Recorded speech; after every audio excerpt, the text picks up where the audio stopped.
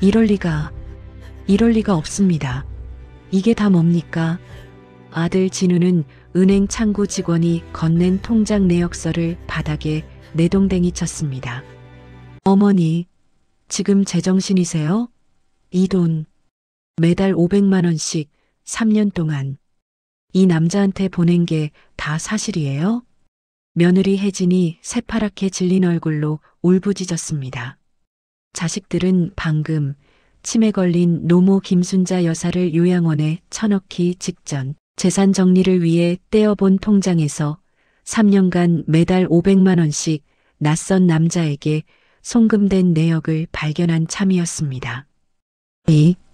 이 사기꾼, 어머니가 치매인 줄 알고 진우가 당장이라도 경찰을 부를 듯 소리치는 순간 그때까지 멍하니 창밖만 보던 치매 걸린 순자 여사가 천천히 고개를 돌렸습니다. 그리고는 3년 만에 처음으로 또렷한 목소리로 입을 열었습니다.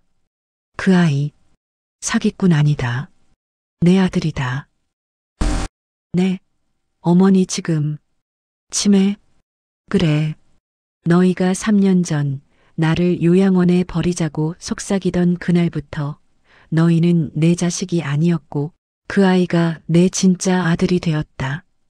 이 모든 지옥 같은 이야기의 시작은 3년 전 순자 여사가 경도인지장애라는 진단을 받던 그 서늘한 봄날로 거슬러 올라갑니다. 3년 전 72세의 김순자 여사는 아들 내외와 함께 살고 있었습니다.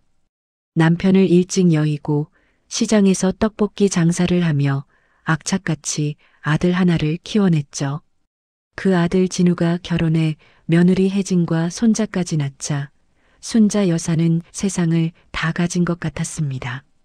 남편이 남긴 작은 연립빌라를 팔아 아들네 아파트에 합치고 매일같이 손주를 돌보며 사는 것이 그녀 인생의 마지막 행복이라 믿었습니다. 하지만 그 행복은 순자 여사의 쓸모가 다하는 순간 모래성처럼 무너질 운명이었습니다. 어머님, 오늘 저녁은 갈비찜이 먹고 싶네요. 부드럽게 푹 쪄주세요. 어머님, 내일 진우 씨 회사 동기들 집들이 하는데 잡채랑 육전 넉넉하게 부탁드려요. 며느리 혜진에게 순자 여사는 어머님이라 불리는 무국 가정부였습니다. 아침 6시부터 일어나 아들 내외 출근길 아침상을 차리고 9시부터는 핏덩이 같은 손주를 돌보고 오후에는 아이를 업고 시장에 가서 저녁거리를 봐 오고 저녁에는 퇴근한 아들 내외의 저녁상까지 하루 12시간이 넘는 고된 노동이었습니다. 어머님, 유준이 기저귀 또 샜잖아요. 좀 뽀송하게 갈아주세요. 어머님, 국이 짜요. 어머님, 유준이 이유식은 유기농으로만 하셔야죠. 돈 아끼지 마세요. 모든 지시는 며느리 혜진이 내렸고 모든 비용은 순자 여사의 연금 통장에서 나갔습니다. 혜진은 어머님이 유준이 봐주시니까 저희가 생활비 관리하는 게 효율적이죠라며 순자 여사의 연금 통장과 카드를 가져갔습니다. 순자 여사의 손에 남은 것은 한 달 용돈 10만 원이 전부였습니다. 아이고, 삭신이야. 밤 10시 젖병을 삶고 설거지를 마친 뒤 좁은 쪽방에 들어와 파스를 붙이는 것이 순자 여사의 유일한 휴식이었습니다. 어머님, 저희 주말에 휴가 좀 다녀올게요. 유준이 손주 잘 부탁드려요. 휴가? 어디 가는데? 그냥 친구들하고 1박 2일로요. 강릉에요. 어머님은 다리도 아프신데 저희끼리 편하게 다녀올게요. 그렇게 아들 내외는 어머니는 쉬세요라는 말로 할머니를 가족여행에서 제외했습니다. 하지만 그들이 현관문을 나선 지 3시간 뒤 손주 유준이가 아파서 불덩이처럼 끓기 시작했습니다. 순자 여사는 10만 원뿐인 지갑을 들고 119를 불렀고 병원 응급실에서 뜬 눈으로 밤을 새워야 했습니다. 아니, 어머님, 애를 어떻게 보셨길래 애가 폐렴에 걸려요. 다음 날 물놀이로 새까맣게 탄 혜진이 돌아와서는 고맙다는 말 대신 삿대질부터 했습니다. 내가 미안하다. 순자 여사는 아무 잘못 없이 죄인이 되어야 했습니다. 이런 작은 불의들은 순자 여사의 마음을 갉아먹었습니다. 그녀가 받는 유족연금은 모두 아들 내외의 생활비로 들어갔고 정작 순자 여사는 10년 넘은 낡은 내복을 기워 입었습니다. 심지어 아들 내외는 안방 침대가 좁다며 순자 여사를 쪽방으로 밀어내고 순자 여사의 방을 유준히 놀이방으로 만들어버렸습니다. 어머님, 요즘 왜 이렇게 깜빡깜빡하세요? 가스불도 안 잠그시고. 내가 요즘 왜 이러지? 극심한 스트레스였을까요? 72세가 되던 해 순자 여사는 정말로 깜빡깜빡하는 일이 잦아졌습니다. 리모컨을 냉장고에 넣기도 하고 방금 하려던 말을 잊어버리기도 했습니다. 어머니, 병원 한번 가보셔야겠어요. 이러다 큰일 나겠네. 아들 진우의 성화에 못 이겨 찾아간 대학병원. 의사는 MRI 사진을 보며 심각한 표정으로 말했습니다. 어르신, 경도인지장애입니다. 쉽게 말해 치매 초기 증상입니다. 치매. 순자 여사에게는 사형 선고와도 같았습니다. 내가 짐이 되는구나. 그날 밤 순자 여사는 아들 내외에게 어렵게 진단 결과를 털어놓았습니다. 얘들아, 나 치매 초기란다. 순자 여사는 자식들이 자신의 손을 잡고 엄마 걱정 마. 우리가 있잖아라고 말해주길 바랐습니다. 하지만 며느리 혜진의 첫마디는 얼음장처럼 차가웠습니다. 치매요? 어머. 그럼 이제 유준이 손주는 누가 봐요? 저 다음 달부터 복직해야 하는데. 아이 돌봄이 쓰려면 돈 드는 거 아시죠? 아들 진우도 한숨을 푹 쉬었습니다. 아, 일이 꼬이네. 엄마, 그래서 약은 있대요? 그거 돈 많이 들 텐데. 보험은 되고요? 쓸모와 돈. 자식들은 어머니의 병이 아닌 자신들의 손해부터 계산했습니다. 순자 여사의 마음은 그날 1차로 무너져 내렸습니다. 체념과 답답함이 밀려왔죠. 그리고 며칠 뒤 순자 여사는 결심했습니다. 더 늦기 전에 정신이라도 멀쩡할 때 내 재산이라도 정리해야겠다. 그녀에게는 남편이 남긴 연금 외에 시장 떡볶이 장사로 모은 돈을 차곡차곡 부어둔 적금이 있었습니다. 약 8천만 원. 아들 내외는 모르는 순자 여사의 마지막 비상금이었습니다. 이 돈, 진우 몰래 나중에 병원비라도 써야지. 순자 여사는 그 돈을 정리하기 위해 다음날 은행에 가겠다며 몰래 집을 나섰습니다. 하지만 은행에서 그녀는 자신의 귀를 의심해야 했습니다. 고객님? 이 8천만 원 만기 적금이요?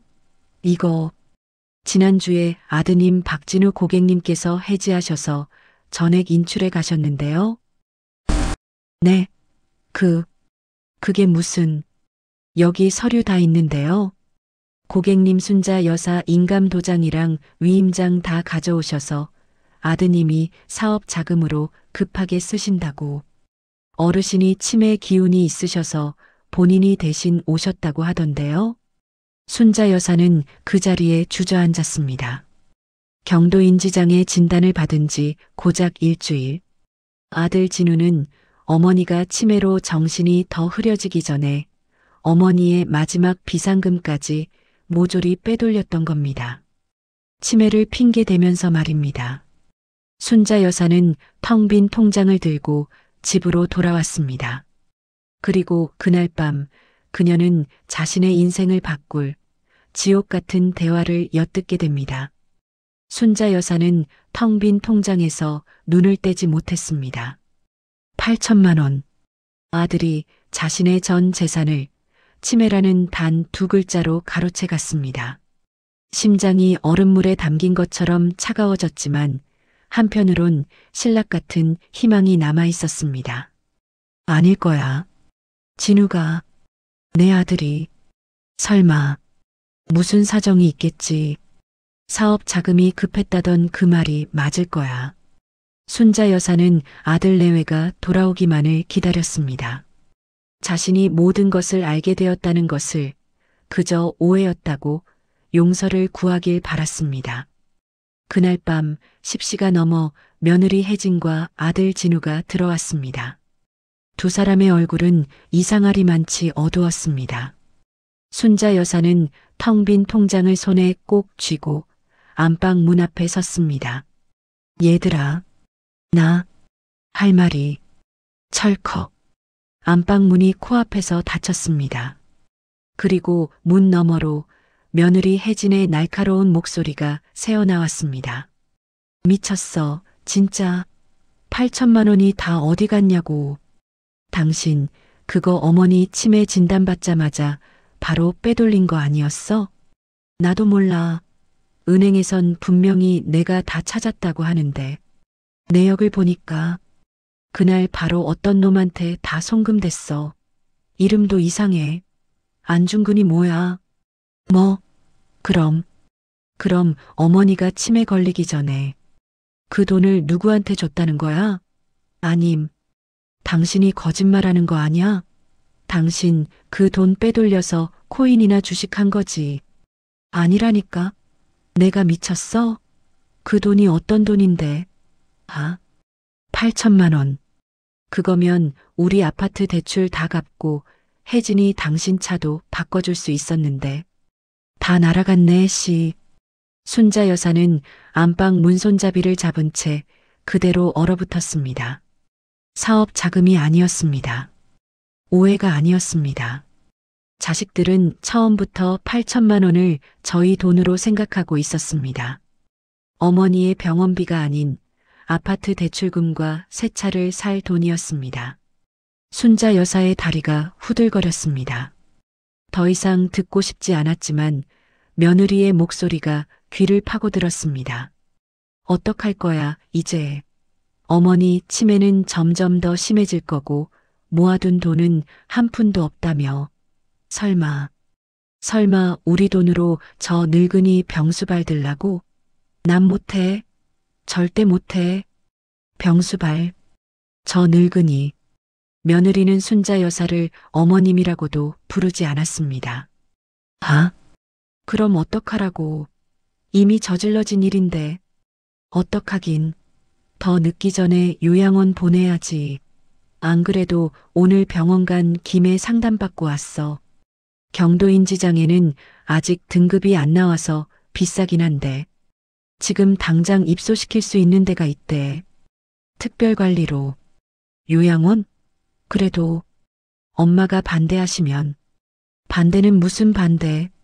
경도인지장에 진단서 있잖아. 그걸로 밀어붙이면 돼. 어머니, 저희가 모시고 싶은데 유준이 손주한테 해코지라도 하시면 어떡해요? 요즘 치매 노인들 폭력성 심해진다던데. 어머니를 위해서 그리고 우리 유준이를 위해서 더 좋은 시설로 가시는 거예요. 라고 구슬리란 말이야. 그래도 진짜 답답하게 할래. 당신 저 늙은이랑 평생 살고 싶어? 똥오줌 다 받아내면서? 난 싫어. 난 내 인생 살 거야. 8천만 원도 날아간 마당에 저 늙은이한테 내 인생까지 저당 잡힐 수 없다고. 순자 여사는 입을 틀어막았습니다. 유준이 핑계. 폭력성? 똥오줌.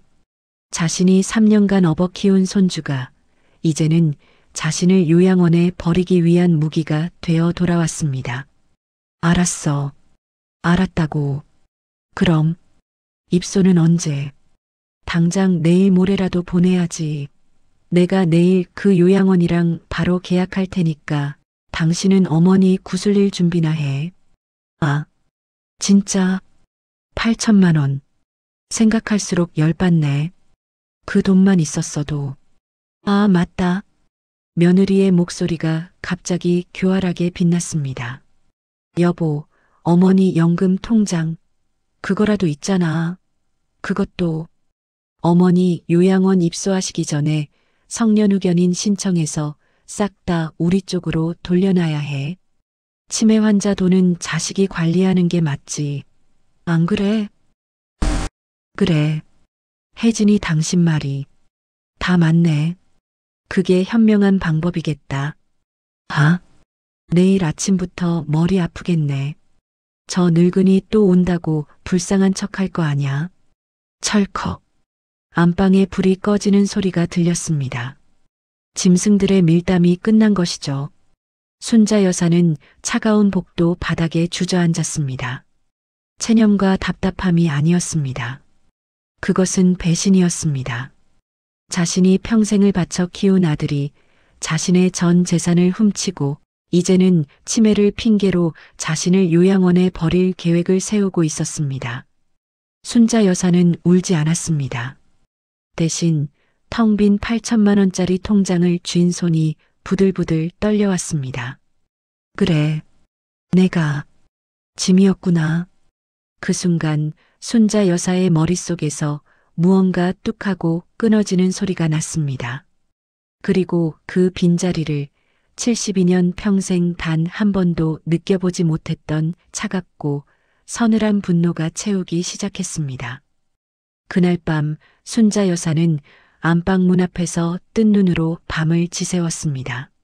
자신을 짐덩어리 취급하며 요양원에 버린 계획을 세우던 짐승들의 속삭임, 그리고 자신이 평생 모은 8천만 원이 안중근이라는 낯선 이름으로 사라졌다는 충격적인 대화까지. 순자 여사의 머릿속은 뒤엉킨 실타래처럼 복잡했습니다. 8천만 원. 내 피 같은 돈. 안중근? 대체 누구란 말인가? 순자 여사는 경도인지장의 진단을 받은 것은 사실이었지만 아직 정신은 또렷했습니다. 그녀는 안중근이라는 이름의 그 누구에게도 돈을 보낸 기억이 추호도 없었습니다. 진우, 혜진이, 저것들이 나를 속이고 돈을 빼돌린 게 분명해. 그래, 자기들끼리 싸우는 척 연기한 거야. 8천만 원을 둘이서 나눠 갖고 이제 나를 요양원에 버리려는 수작이야. 순자 여사의 마음은 차가운 분노로 얼어붙었습니다. 다음 날 아침 순자 여사는 평소와 다른 태도를 보였습니다. 아들 내외가 거실로 나오자 순자 여사는 텅 빈 8천만 원짜리 적금 통장을 들고 그들 앞에 섰습니다. 진우야, 혜진아. 이게 어떻게 된 일이냐? 내 8천만 원. 어디 갔어? 아들 진우와 며느리 혜진은 마치 기다렸다는 듯이 어젯밤과는 180도 다른 가증스러운 연기를 시작했습니다. 어머니, 지금 그게 무슨 말씀이세요? 저희가 어제 그것 때문에 밤새 한숨도 못 잤어요. 혜진이 먼저 눈물까지 글썽이며 달려들었습니다. 어머니, 이 안중근이라는 사람 대체 누구예요? 어머니가 치매 진단받으시기 직전에 이 사람한테 8천만 원을 다 보내셨잖아요. 저희 정말 하늘이 무너지는 줄 알았다고요. 뭐, 내가 보냈다고? 네. 어머니가 은행 가서 직접 송금하셨다고요. 기억 안 나세요? 어머니, 이 사람한테 사기당하신 거예요. 8천만 원을 통째로. 순자 여사는 망치로 머리를 얻어맞은 듯 했습니다. 내가 보냈다고? 내가 기억을 못하는 건가? 아니야. 그럴 리가 없어. 순자 여사가 충격에 빠져 혼란스러워하는 순간 아들 진우가 결정타를 날렸습니다. 엄마, 정말 기억 안 나세요? 아, 일이 커졌네요. 엄마, 이러시면 안 돼요. 이러시다 정말 큰일 나요. 혜진이 말대로 그 사기꾼 놈이 엄마한테 또 무슨 짓을 할지. 사기라니. 나는 그런 사람 몰라. 보세요. 기억도 못 하시잖아요. 어머님, 이러다 정말 큰일 나요. 이 집까지 그놈한테 홀랑 넘어가면 어떡해요. 혜진은 마치 순자 여사를 진심으로 걱정하는 것처럼 호들갑을 떨었습니다. 순자 여사는 그들의 연기에 속아 넘어갈 뻔했습니다.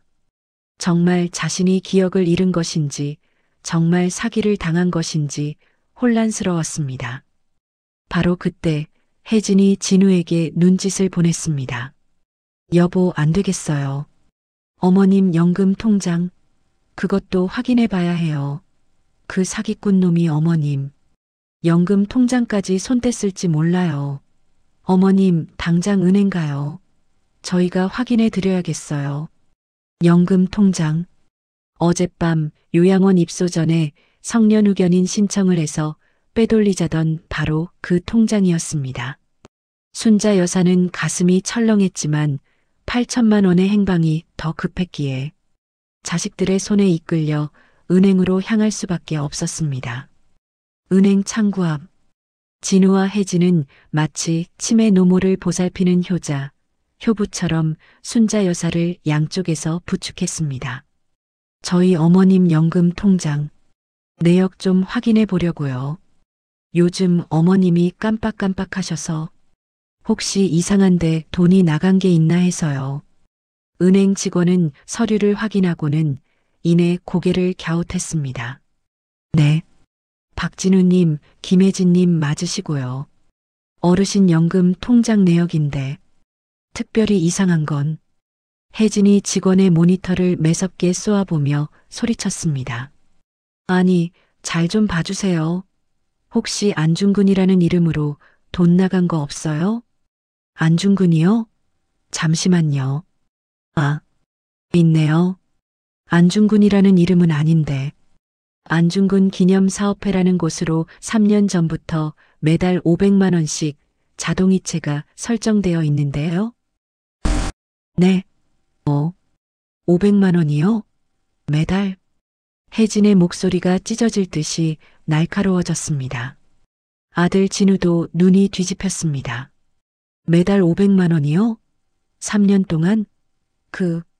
그럼 얼마예요? 그게 500만 원씩 36개월이면 총 1억 8천만 원이네요. 1억 8천만 원. 8천만 원에 이어 1억 8천만 원이었습니다. 순자 여사조차 몰랐던 사실이었습니다. 어머니, 이게 다 뭐예요? 안중근 기념사업회라니. 어머니, 지금 독립운동 하세요? 아니, 8천만 원도 모자라서 매달 500만 원씩 1억 8천을. 이 미친. 진우가 이성을 잃고 순자 여사의 어깨를 흔들었습니다. 순자 여사는 그 순간 충격이 아닌 차가운 분노의 정점에서 모든 것을 깨달았습니다. 1억 8천. 안중근. 그제야 기억이 났습니다. 3년 전 아직 건강했던 시절 남편의 유언이 떠올랐습니다. 순자야, 우리 아버지가 독립운동을 하시다 돌아가셨다. 내가 평생 한이 맺힌 게 독립유공자 신청도 못하고 돌아가신 거야. 나 대신 당신이라도 그분들을 위해 좋은 일 좀 해다오. 순자 여사는 그 유언을 지키기 위해 아들 내외 몰래 안중근 기념사업회에 매달 500만 원씩 기부를 설정해 두었던 겁니다. 8천만 원 적금과는 전혀 다른 연금 통장에서 나가던 돈이었습니다. 순간 8천만 원의 행방도 퍼즐처럼 맞춰졌습니다. 그래, 8천만 원. 내가 보낸 게 맞아. 경도인지장의 진단을 받던 그날 순자 여사는 은행에 들렀습니다. 치매라는 말에 충격을 받은 그녀는 더 늦기 전에 남편의 마지막 유언을 지켜야겠다는 생각에 아들 내외 몰래 모아둔 8천만 원 적금을 해지해 안중근 기념사업회에 익명으로 전액 기부했던 겁니다. 그리고 그 충격적인 사건 치매 진단과 기부를 스스로 잊어버렸던 겁니다. 경도인지장애 때문에. 어머니, 말 좀 해보세요. 8천만 원도 모자라서 1억 8천을. 대체 왜 그런 거예요? 왜? 진우가 은행 창구 앞에서 고래고래 소리를 질렀습니다. 순자 여사는 아들의 얼굴을 가만히 바라보았습니다. 자신이 치매에 걸린 것을 걱정하는 게 아니었습니다. 자신이 사기를 당한 것을 걱정하는 게 아니었습니다. 오직 돈이었습니다. 처음부터 끝까지 돈뿐이었습니다. 자신이 평생을 바쳐 이룬 기부마저 저들에게는 빼앗긴 돈일 뿐이었습니다. 대비가 극명했습니다. 순자 여사는 남편의 유언과 독립운동가를 위해 자신의 마지막 재산을 썼습니다. 자식들은 그 숭고한 돈을 아파트 대출금과 새 차를 살 돈으로만 여겼습니다. 이것이 결정적 균열이었습니다. 순자 여사는 더 이상 저들이 자신의 자식이라고 생각하지 않기로 했습니다. 그녀는 진우의 손을 뿌리쳤습니다. 그리고 갑자기 멍한 표정을 지으며 3년 전 손주에게 불러주던 동요를 부르기 시작했습니다. 학교 종이 땡땡땡. 어서 모이자. 선생님이 우리를 기다리신다. 어머니? 갑자기 왜 노래를? 혜진이 당황했습니다.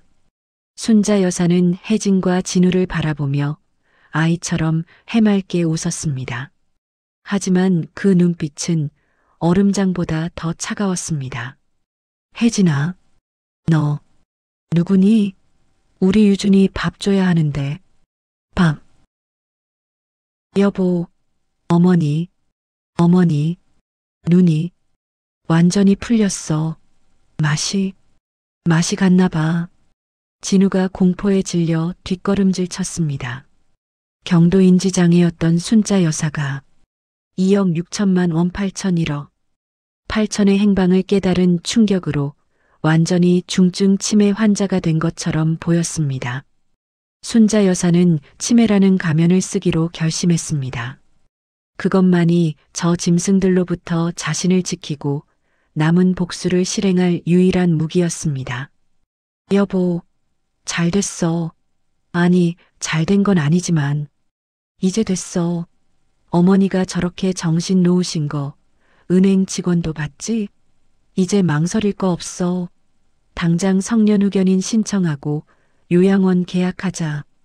더 이상 저 사기꾼 노만중군한테 돈이 넘어가기 전에. 혜진이 순자 여사의 귀에 대고 속삭였습니다. 어머님, 저희 호텔 같은 요양원으로 가요. 네, 거기가 어머님한테 훨씬 좋은 곳이에요. 순자 여사는 짐승의 속삭임을 들으며 여전히 아이처럼 해맑게 웃고 있었습니다. 그래, 요양원 가야지. 너희가 나를 버릴 준비를 하는 동안 나도 너희를 버릴 준비를 해야 하니까. 차가운 분노가 순자 여사의 심장을 강철처럼 단단하게 만들고 있었습니다. 그날 은행에서 돌아온 이후 순자 여사는 완벽하게 망가진 치매 노인이 되었습니다. 아들 진우와 며느리 혜진에게 2억 6천만 원이라는 거액의 돈 8천만 원, 1억 8천만 원이 안중근이라는 정체불명의 사기꾼에게 넘어갔다는 충격은 어머니의 치매 증상을 급격히 악화시킨 결정적 사건으로 보였습니다. 학교 종이 땡땡땡.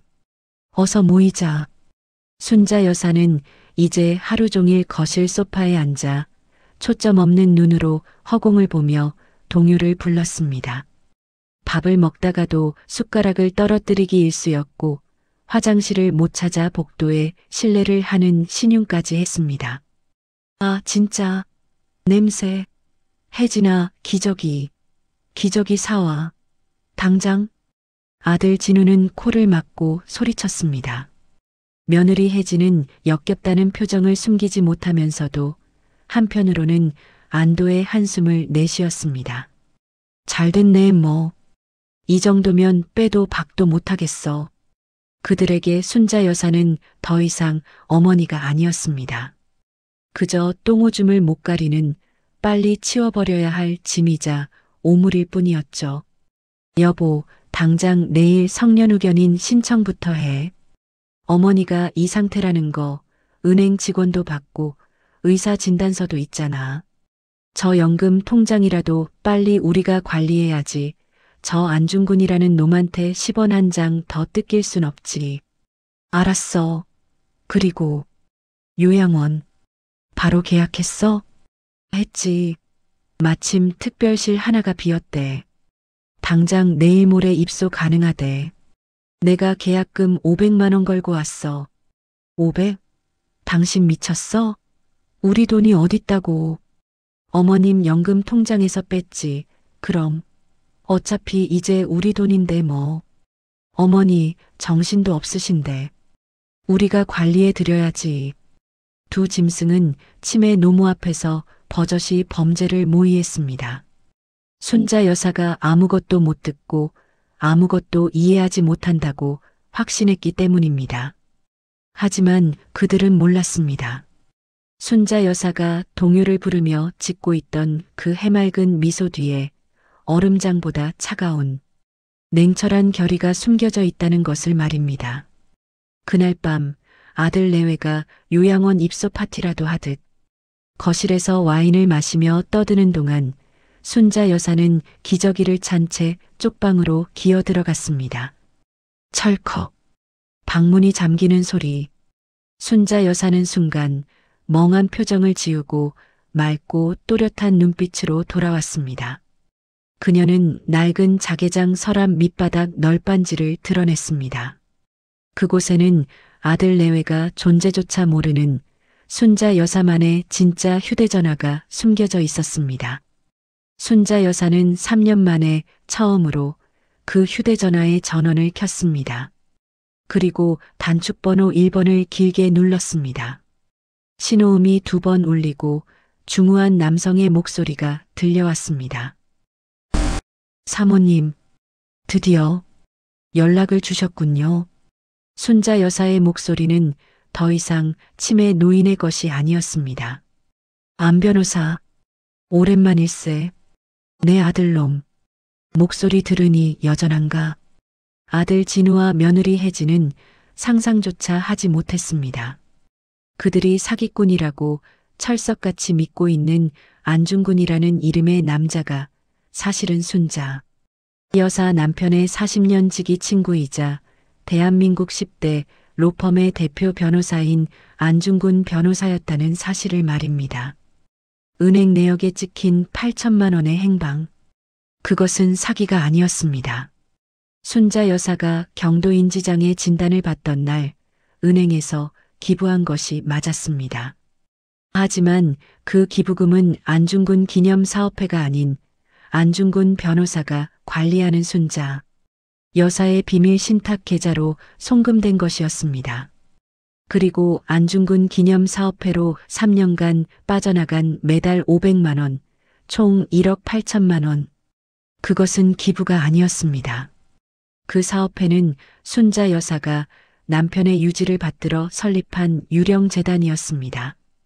그 돈은 안중근 변호사의 법무법인을 통해 차곡차곡 쌓인 뒤 안전하게 현금화되어 손자 여사의 진짜 비상금으로 보관되고 있었습니다. 아들 내외가 8천만 원을 빼돌리려던 그날 손자 여사가 은행에서 한 발 앞서 돈을 인출한 것이 아니었습니다. 손자 여사는 애초에 치매 진단을 받기 1년 전부터 아들 내외의 탐욕을 눈치채고 안 변호사와 함께 이 모든 자산 은닉 계획을 세워두었던 겁니다. 경도인지장애 진단은 그저 이 모든 계획을 실행에 옮길 신호탄이었을 뿐입니다. 사모님, 3년간 정말 고생 많으셨습니다. 녹음은 다 되셨습니까? 손자 여사는 휴대전화 옆에 놓인 작은 만년필 모양의 녹음기를 바라보았습니다. 그 안에는 지난 3년간 며느리 혜진이 자신을 무급하녀 취급하며 내뱉은 모든 폭언, 아들 진우가 연금 통장을 빼앗아간 협박, 그리고 어젯밤 자신을 짐덩어리 취급하며 요양원에 버리자고 모의하던 모든 대화가 빠짐없이 담겨 있었습니다. 그래, 다 모았네. 차고 넘칠 만큼 8천만 원을 빼돌리려 한 것까지 자기들 입으로 다 불더군. 짐승만도 못한 놈들. 안 변호사, 이제 계획을 실행할 때가 됐네. 순자 여사의 목소리에는 비밀스러운 긴장감이 감돌았습니다. 내일 모레 저것들이 나를 호텔식 요양원에 입소시킨다네. 혜진이가 계약금 500만 원까지 미리 걸어놨더군. 물론 내 연금 통장에서 빼서. 네, 요양원이요? 사모님, 당장 저희 로펌으로. 아닐세. 나 그 요양원 갈 거야. 짐승들이 제 발로 지옥에 들어갈 기회를 줘야지. 사모님, 설마. 그래, 그 호텔식 요양원 말일세. 자네가 1년 전에 안중근 기념사업회 이름으로 인수해둔 바로 그 실버타운 말이야. 수학이 넘어 안 변호사의 짧은 감탄이 흘러나왔습니다. 순자 여사가 3년간 매달 500만 원씩 송금한 안중근 기념. 사업회의 실체는 바로 안 변호사가 운영하는 VVIP 실버타운이었습니다. 순자 여사는 그곳에 숨겨진 주인이었던 겁니다.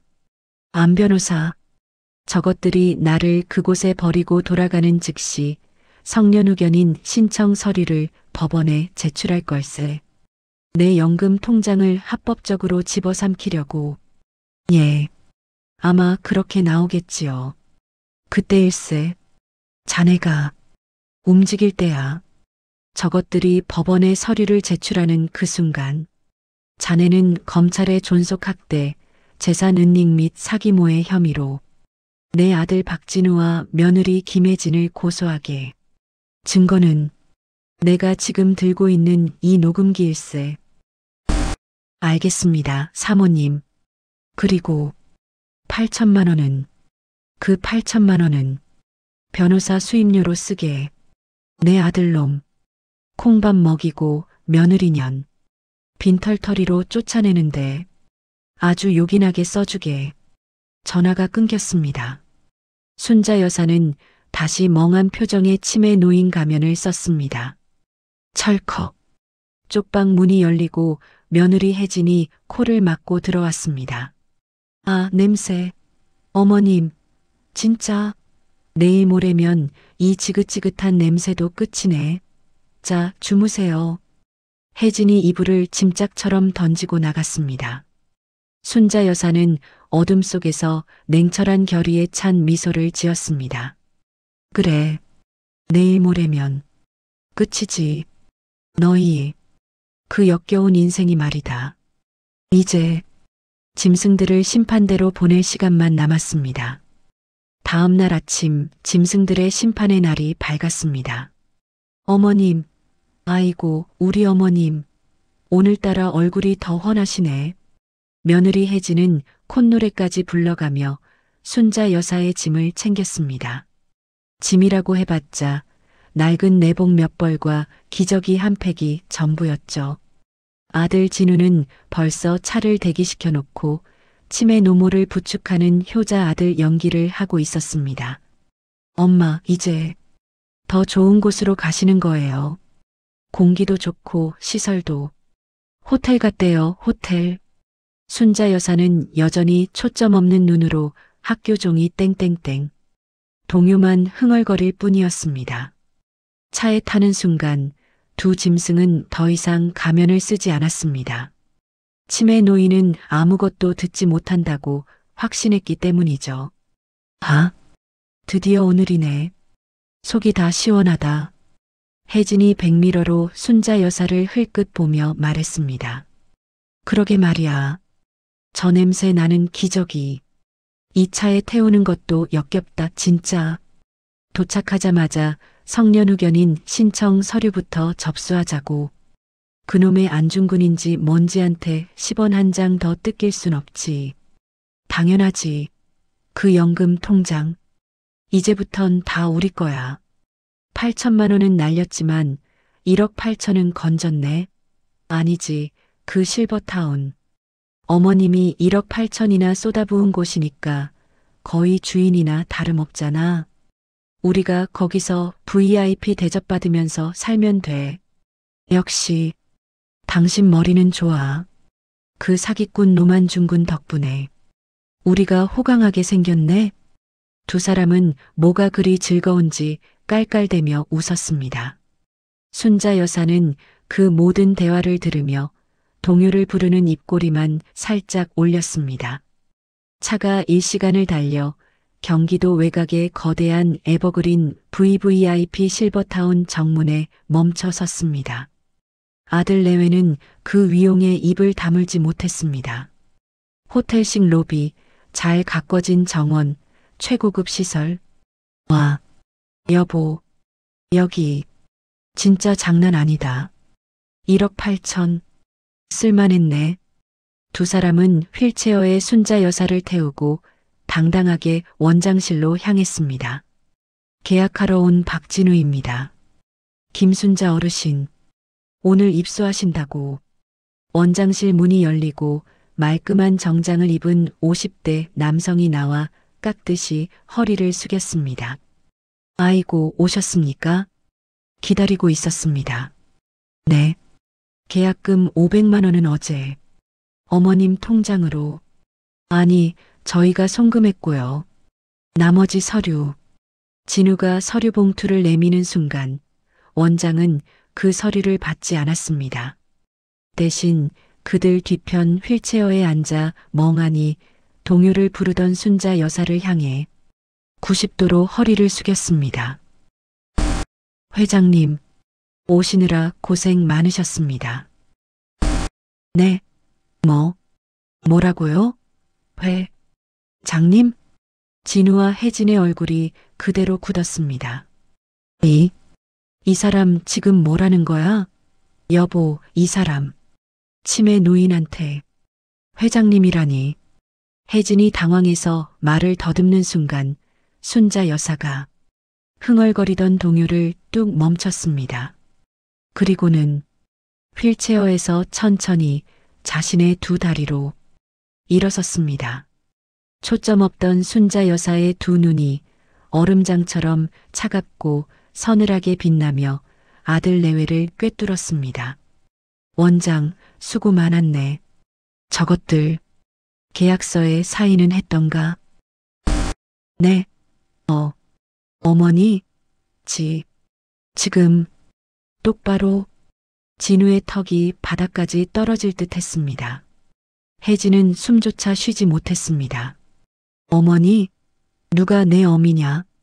순자 여사가 73년 평생 단 한 번도 내본 적 없는 차가운 목소리로 말했습니다. 치매. 그래, 내가 치매지. 순자 여사는 정산을 시작했습니다. 3년간 쌓인 모든 작은 불이들을 하나씩 꺼냈습니다. 나는 3년 전 내 며느리가 나를 무급하녀 취급하며 밥상 타박을 할 때부터 치매에 걸렸다. 나는 3년 전 내 아들놈이 내 연금 통장을 빼앗아 지차 할부금을 갚을 때부터 치매에 걸렸다. 나는 1년 전 너희가 나를 안방에서 쫓아내고 냄새나는 쪽방에 처박았을 때부터 치매에 걸렸다. 그게 무슨. 그리고 3일 전 8천만 원을 훔치고도 모자라 나를 요양원에 버리자 짐 덩어리, 똥오줌 받아낼 수 없다고.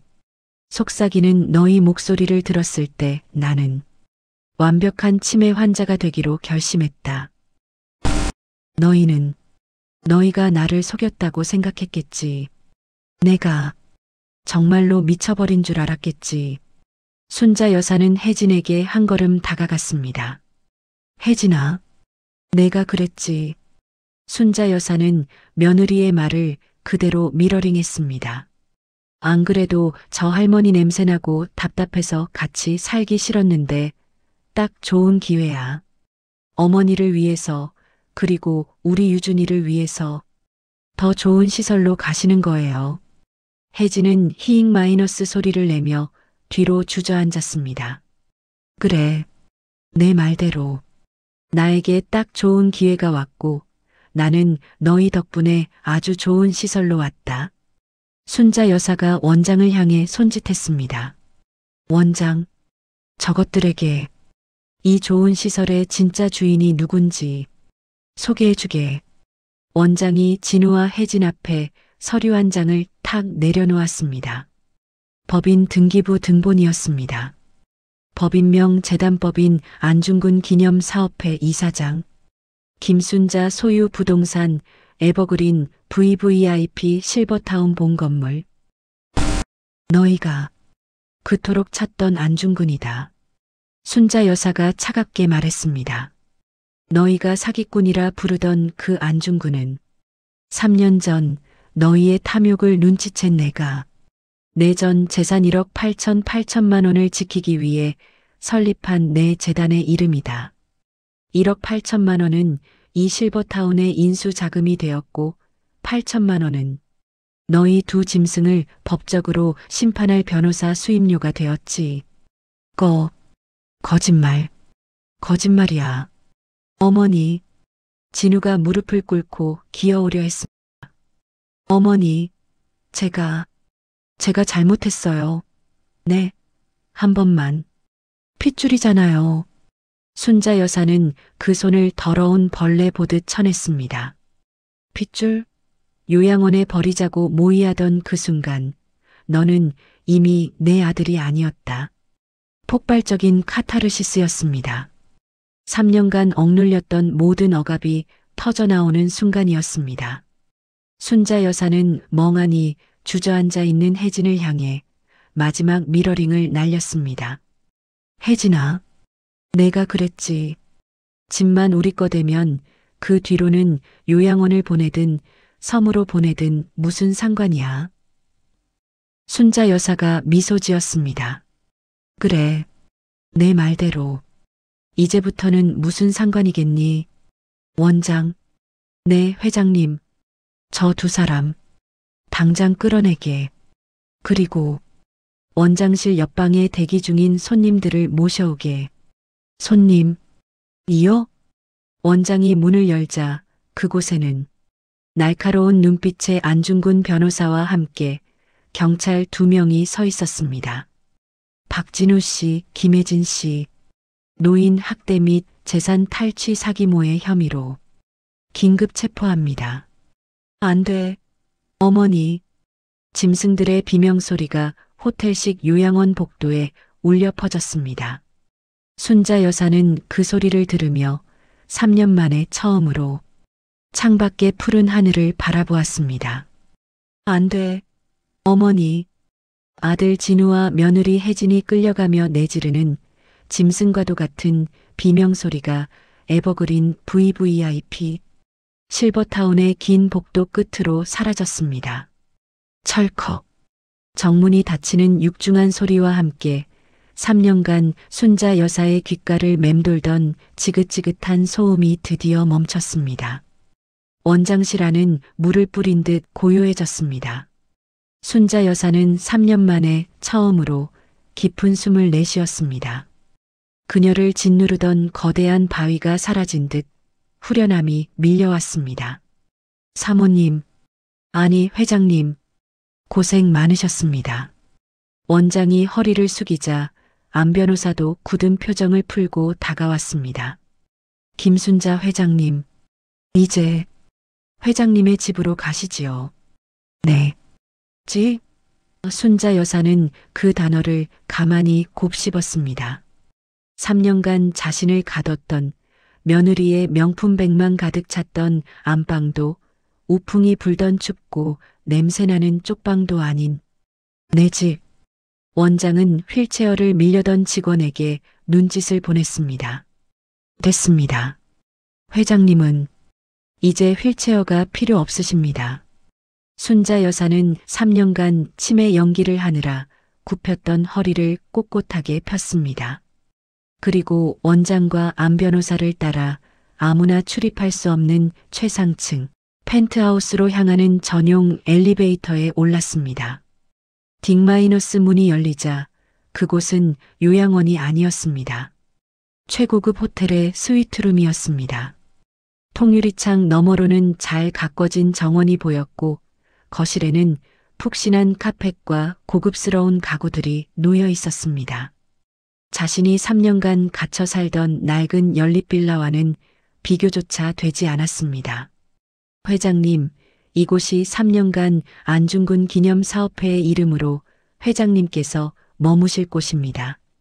아무도 회장님의 존재를 모릅니다. 순자 여사는 창가로 다가가 정원에서 지저귀는 새소리를 들었습니다. 며느리의 날카로운 잔소리, 아들의 한숨소리가 아닌 3년 만에 처음 듣는 평화로운 소리였습니다. 회장님, 저녁 식사 준비해 드릴까요? 최고급 한우 스테이크와 와인을. 원장의 말에 순자 여사가 고개를 저었습니다. 아니, 그런 거 말고. 순자 여사는 3년간의 지옥을 떠올렸습니다. 아들 내외가 먹다 남긴 차가운 배달, 음식, 눈칫밥으로 물에 말아먹던 찬밥, 아들의 입맛에 맞추려 애썼던 짠 국물. 그냥 따뜻한 흰 쌀밥하고 잘 익은 김치 한 접시만 갖다 주게. 네, 쌀밥과 김치 말씀이십니까? 그래, 3년 만에 내 입맛에 맞는 밥이 먹고 싶네. 잠시 후 최고급 유기농 쌀로 갓 지은 밥과 명인이 담근 궁중 김치가 정갈하게 차려졌습니다. 순자 여사는 따뜻한 밥을 한 숟갈 크게 떠서 입에 넣었습니다. 달다. 눈물이 핑 돌았습니다. 73년 만에 처음으로 남의 눈치를 보지 않고 오직 자신을 위해 차려진 밥상이었습니다. 그 어떤 진수성찬보다 달고 맛있었습니다. 안 변호사, 고생 많았네. 자네도 같이 들게. 안 변호사는 말없이 밥을 먹는 순자 여사의 모습을 지켜보았습니다. 3년간 치매 노인을 연기하며 겪었을 모멸과 서름을 그 밥 한 숟갈이 위로해주는 듯 했습니다. 회장님, 박진우와 김혜진, 두 사람의 고소건은 내일 아침 바로 접수하겠습니다. 녹음 파일이라는 명백한 증거가 있어 존속 학대 및 사기 미수로 징역을 피하기 어려울 겁니다. 특히 성년 의견인 신청 서류를 법원에 제출하려 한 것은 재산 탈취 의도가 명백한 결정적 증거입니다. 그래, 법대로 하게. 내 아들놈, 콩밥 좀 먹어야 정신 차리지. 그리고 혜진이 그 며느리는 어떠? 이혼. 순자 여사가 단호하게 말했습니다. 안 변호사, 자네가 내 아들놈 이혼 변호도 맡아주게. 조건은 재산 분할 영원일세. 3년간 나에게 행한 정신적, 육체적 학대에 대한 위자료 청구 소송도 함께 걸게. 유준이 손주 양육권은 당연히 진우가 가져와야지.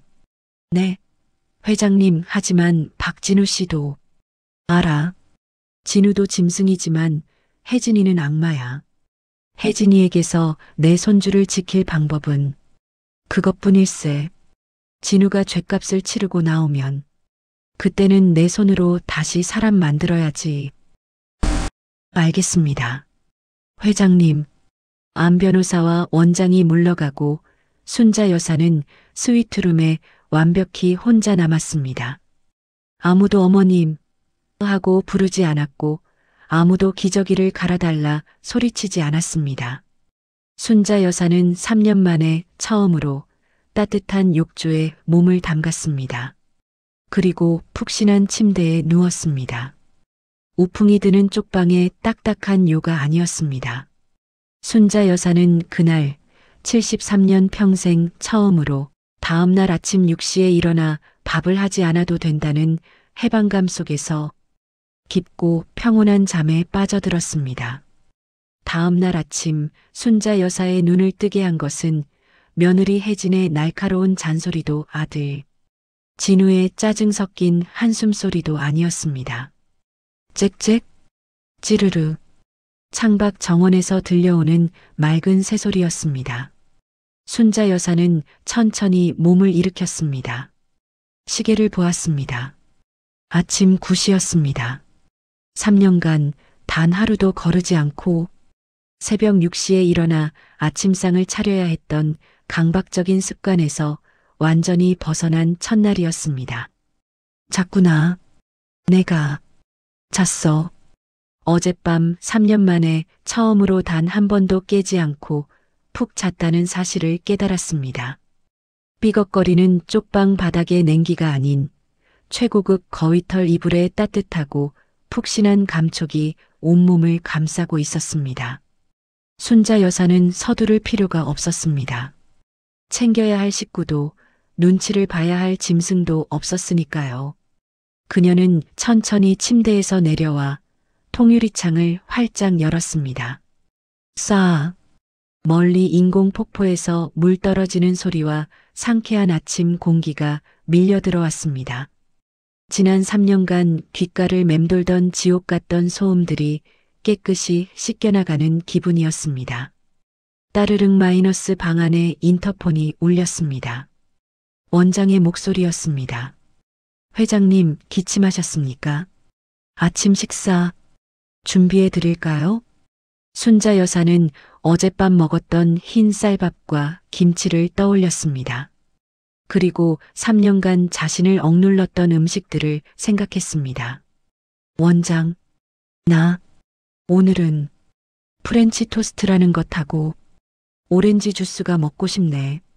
네, 프렌치 토스트 말씀이십니까? 그래.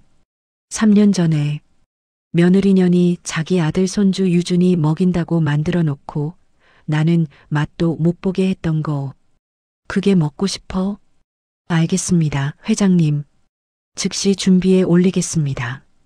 잠시 후 5성급 호텔 조식 부럽지 않은 아침 식사가 방으로 배달되었습니다. 부드러운 빵과 신선한 주스. 순자 여사는 73년 만에 처음으로 오직 자신이 먹고 싶은 것을 자신이 원하는 시간에 먹는 사치를 누렸습니다. 아침 식사를 마친 순자 여사는 실버타운 내부를 둘러보았습니다. 이곳은 그녀가 3년간 모은 1억 8천만 원으로 인수한 그녀의 성이었습니다. 회장님, 이곳은 VVIP들만 이용하시는 수영장과 스파 시설입니다.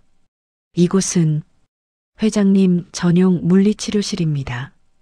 최고의 재활 전문가가 대기 중입니다. 순자 여사는 모든 것이 낯설었지만 당당하게 걸었습니다. 그때 로비에서 안 변호사가 그녀를 기다리고 있었습니다. 회장님, 좋은 아침입니다.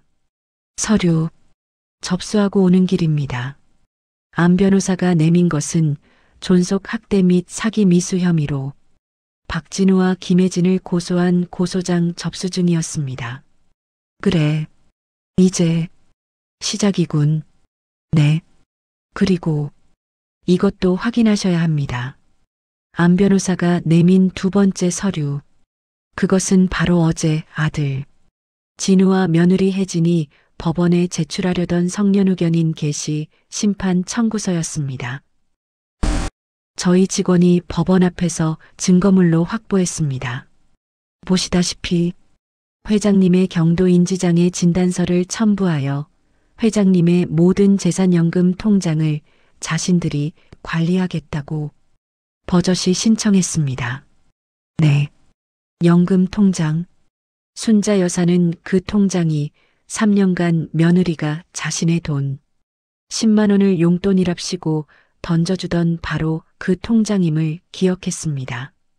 이 서류와 회장님의 녹음 파일이 박진우와 김혜진의 재산 탈취 의도를 입증하는 결정적 증거가 될 것입니다.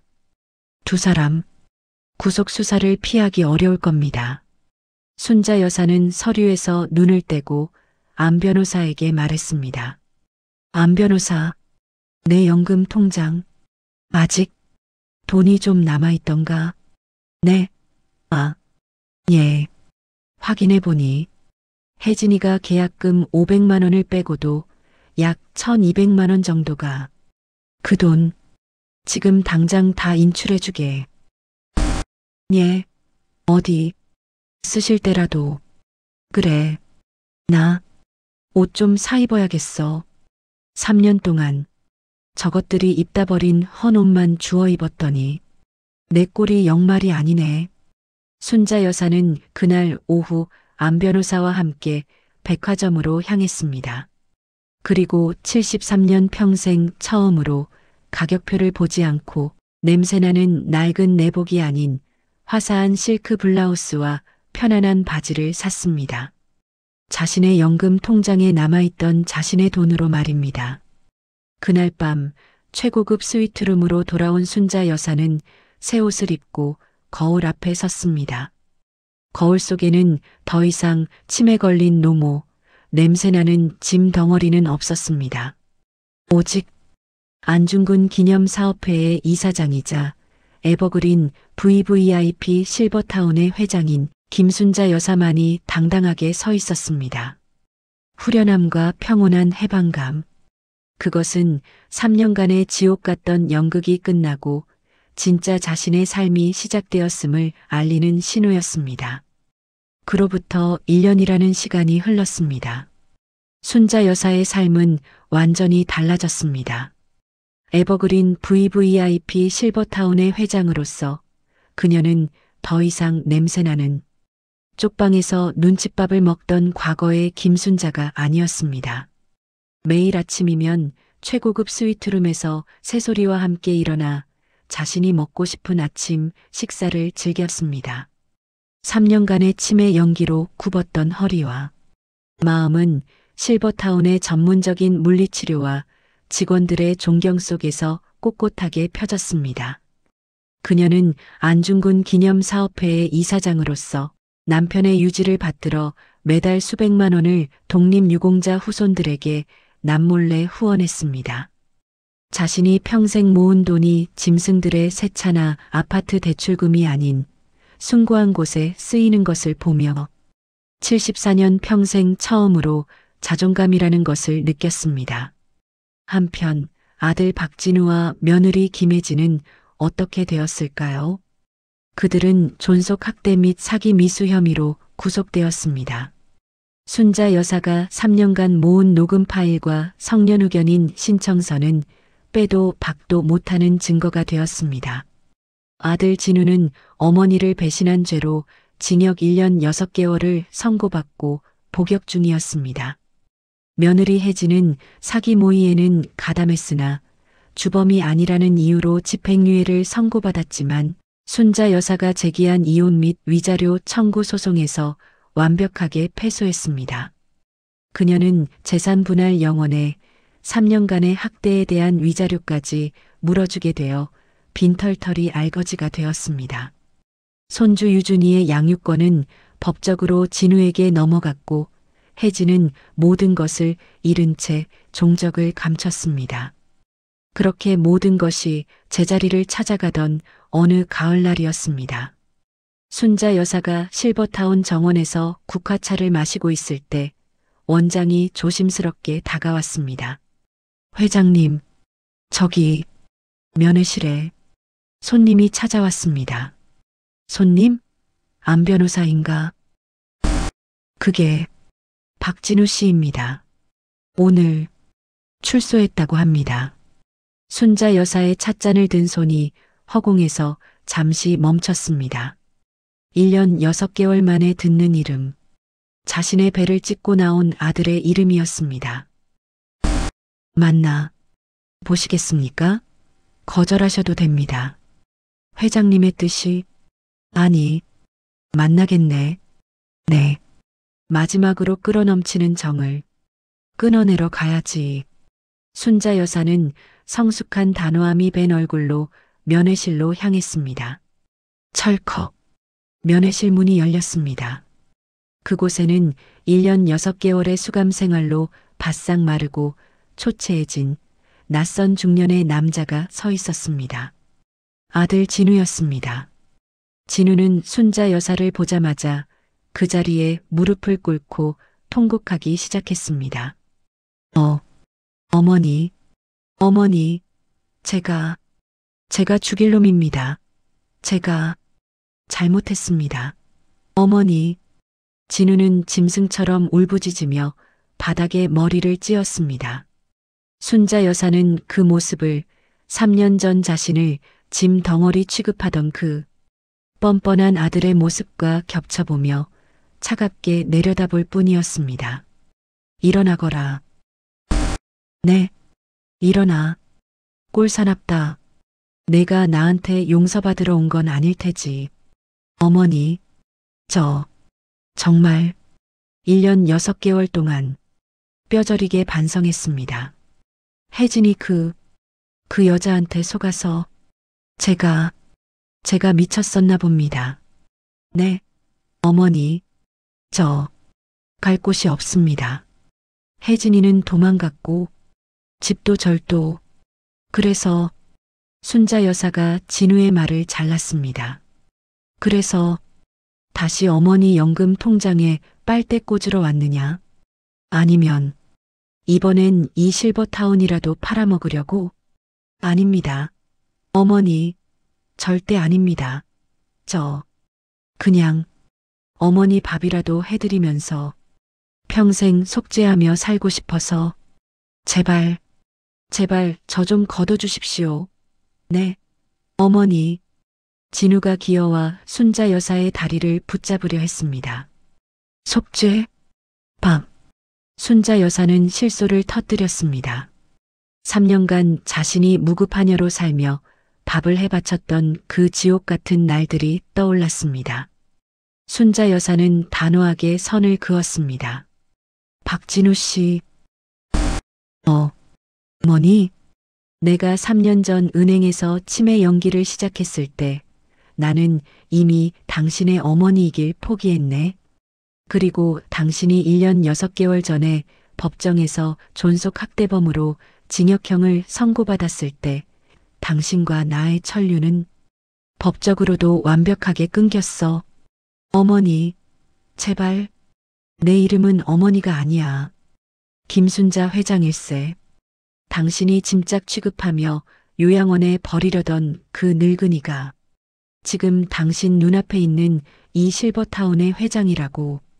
순자 여사는 자리에서 일어났습니다. 당신에게 줄 용서는 없네. 하지만 당신에게 줘야 할 것은 남아있지. 당신은 유준이 손주 아버지니까. 순자 여사는 안 변호사를 불렀습니다. 안 변호사가 서류 봉투 하나를 진우 앞에 내려놓았습니다. 이게 뭡니까? 당신 아들 박유준. 내 손주 앞으로 내가 남기는 유산 증서일세. 진우의 눈이 희미하게 빛났습니다. 이 실버타운을 포함한 안중근 기념사업회의 모든 재산은 내가 죽은 뒤 전액사회에 환원될 걸세. 네, 그럼 유준이는 내가 개인적으로 모아둔 8천만 원. 당신이 훔쳐가려 했던 바로 그 돈을 받게 될 걸세. 단 유준이가 성인이 되는 날까지. 안 변호사의 엄격한 관리하에 말일세. 어머니, 그럼 저는 당신 몫은 10원 한 장 없네. 그 8천만 원은 아들 박진우에게 주는 돈이 아니라 손주 박유준의 할머니로서 내가 주는 마지막 선물이야. 순자 여사는 마지막으로 아들의 얼굴을 바라보았습니다. 흔들리지 않는 자존감이었습니다. 그리고 당신에게 주는 마지막 기회일세. 순자 여사는 봉투에서 작은 열쇠 하나를 더 꺼내 던졌습니다. 이 실버타운 직원 숙소의 경비실일세. 당신을 경비원으로 채용하지. 가서 땀 흘려 돈 벌어. 그리고 당신 아들 유준이 부끄럽지 않은 아비가 되게. 어머니, 다시는 나를 어머니라 부르지 말게. 내 이름은 회장님이니까. 이제 나가보게. 박진우는 더 이상 아무 말도 하지 못했습니다. 그는 어머니가 아닌 회장님 앞에 엎드려 마지막으로 큰 절을 올렸습니다. 그리고 경비실 열쇠를 쥔 손을 부들부들 떨며 면회실을 나갔습니다. 순자 여사는 아들의 초라한 뒷모습을 보며 눈물을 흘리지 않았습니다. 완전한 정서적, 물리적 독립. 그것은 74년 만에 처음으로 되찾은 오롯이 자신만의 삶이었습니다. 면회실을 나온 순자 여사는 다시 정원으로 향했습니다. 붉게 물든 가을 국화꽃 향기가 바람을 타고 불어왔습니다. 싸. 멀리 폭포수 소리가 들려왔습니다. 순자 여사는 74년 평생 처음으로 자신을 위해 따뜻한 국화차 한 잔을 들었습니다. 그것은 완전한 독립이자 평온이었습니다. 오늘 이야기는 어떠셨나요? 여러분의 마음에 작은 울림이 전해졌길 바랍니다. 구독과 좋아요로 응원해 주시면 더 따뜻하고 감동적인 이야기로 보답하겠습니다.